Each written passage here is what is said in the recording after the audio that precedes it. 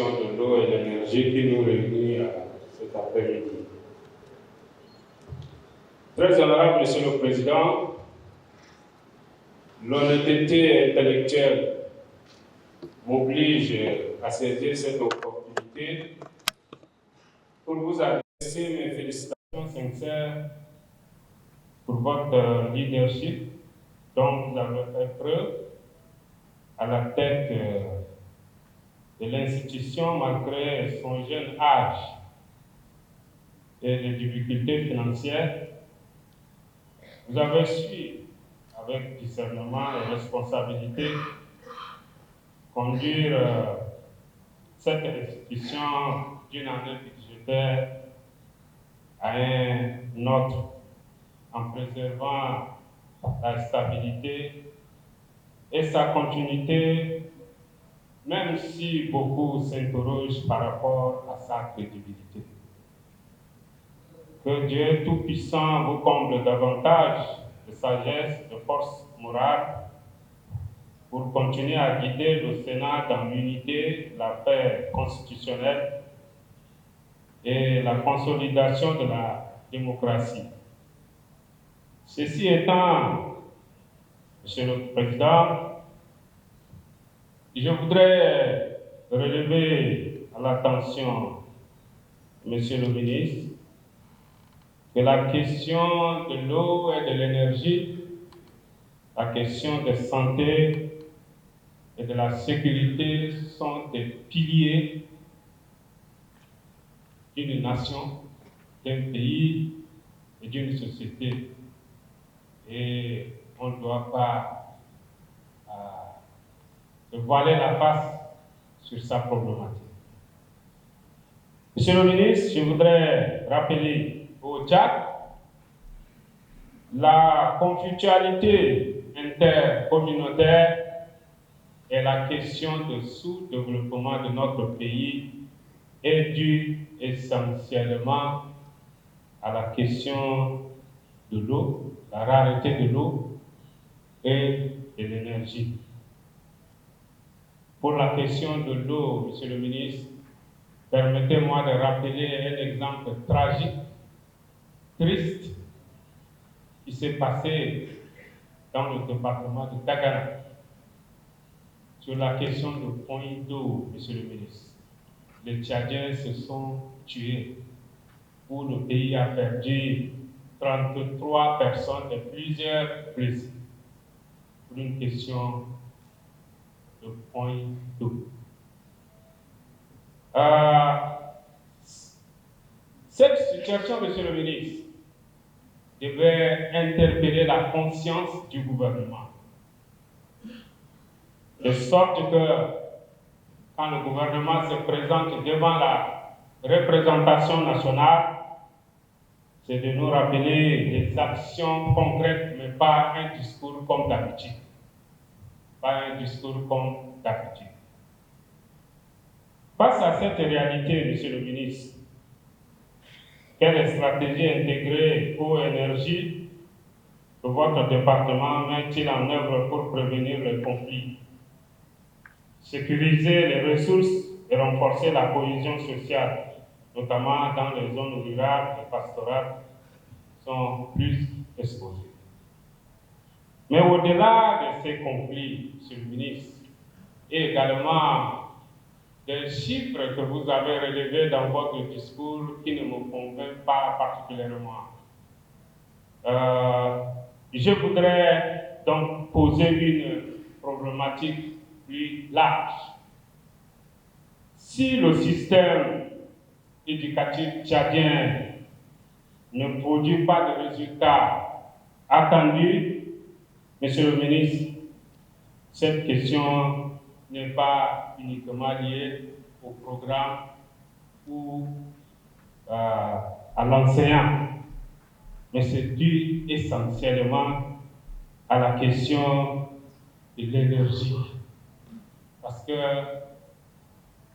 la question de l'énergie empêche que dans les universités, dans les écoles de formation pratique, les étudiants ne peuvent même pas utiliser les outils de base tels que les ordinateurs, tels que les téléphones. C'est très triste de rappeler à votre attention.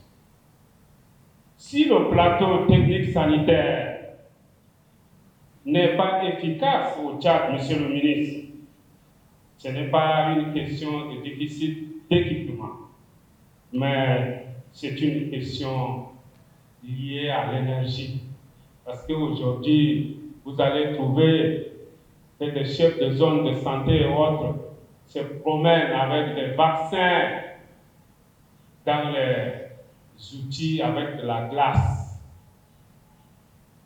On ne peut trouver qu'au Tchad.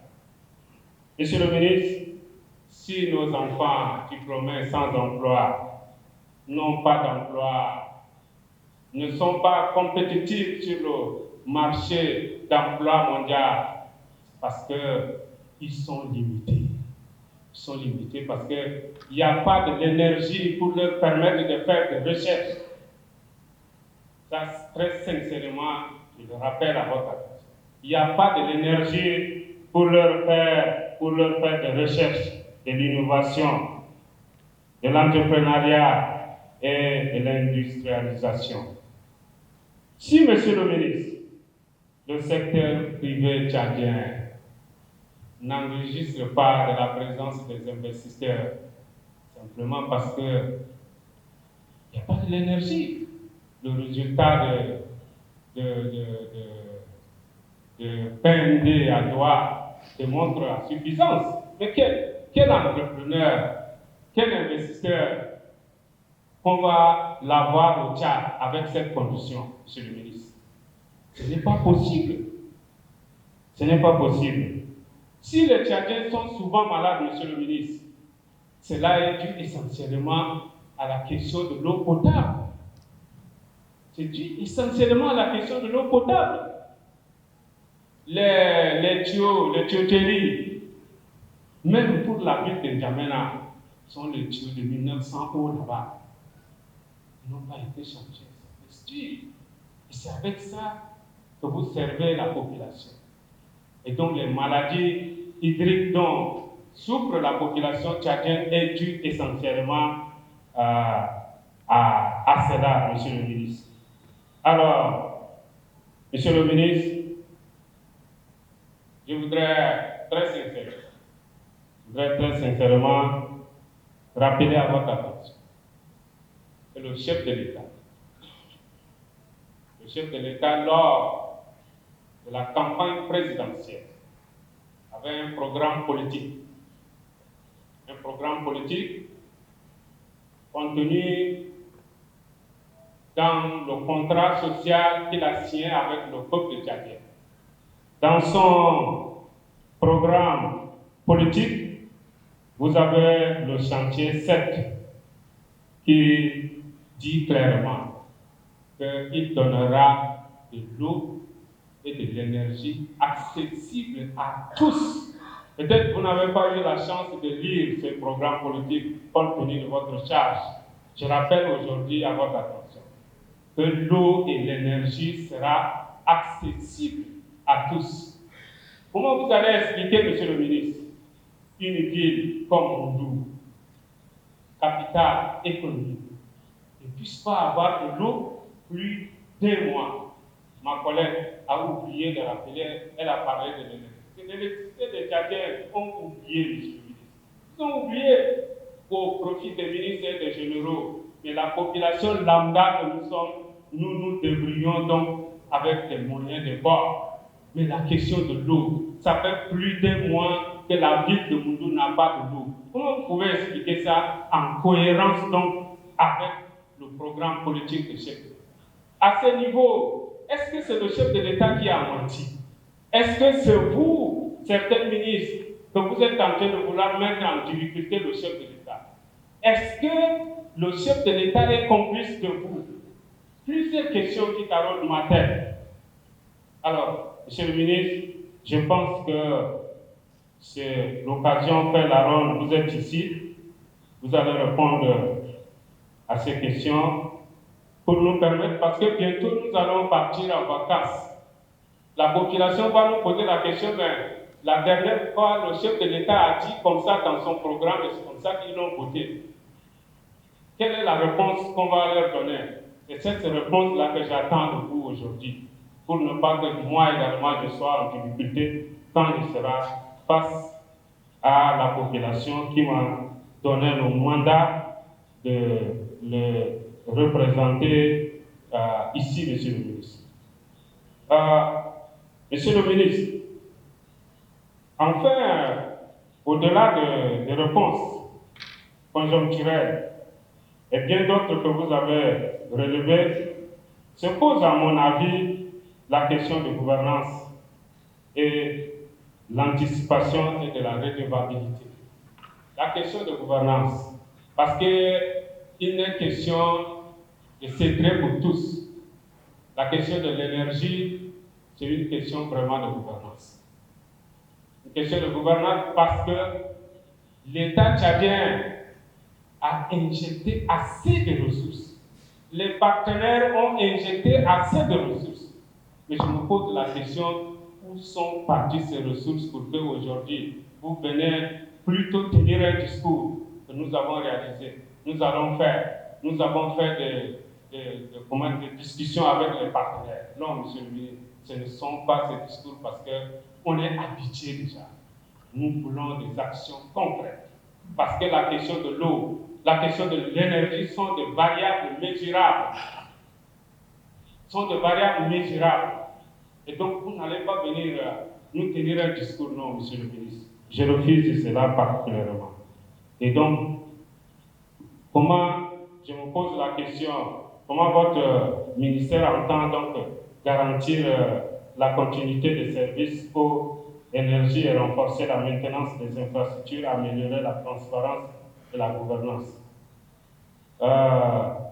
Monsieur le ministre, je vais terminer puisque mes collègues ont beaucoup pris en compte déjà beaucoup de préoccupations contenues dans ce que j'ai relevé.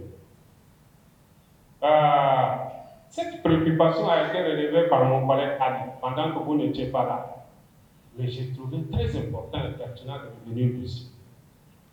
Comment vous pouvez nous expliquer, monsieur le ministre, que dans deux provinces, en 2021, ces deux provinces ont bénéficié d'un projet de l'Union européenne 11e. Les mêmes provinces-là, en 2022, ils ont bénéficié d'un marché gré à gré financé par l'État tchadien.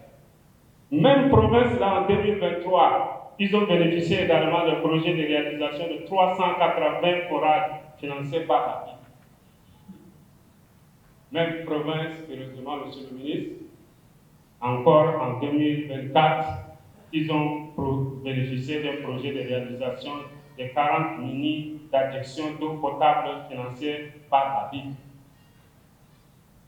Même province encore. Chanceux que ces deux provinces, en 2025 encore, ils ont bénéficié également de projets Almer Dja. Alors, dites-nous, quel est le critère qui vous permet d'attribuer ces projets aux mêmes provinces pendant que, monsieur le ministre, certaines provinces, la population se bat, se tue sur un point d'eau. Comment vous pouvez expliquer ça, monsieur le ministre? Voilà mes préoccupations. Et comme je l'ai dit, monsieur le ministre, bientôt nous allons partir à Pakas. J'estime légitimement et logiquement que ces préoccupations-là, si je peux avoir des réponses concrètes et non des discours comme d'habitude, pour aller rassurer la commune qui m'a confié ce mandat à être ici. Je m'excuse d'être long, monsieur le Président, mais je vais m'arrêter ici pour attendre donc les réponses qui me serviront d'outils pendant les vacances. Je vous remercie.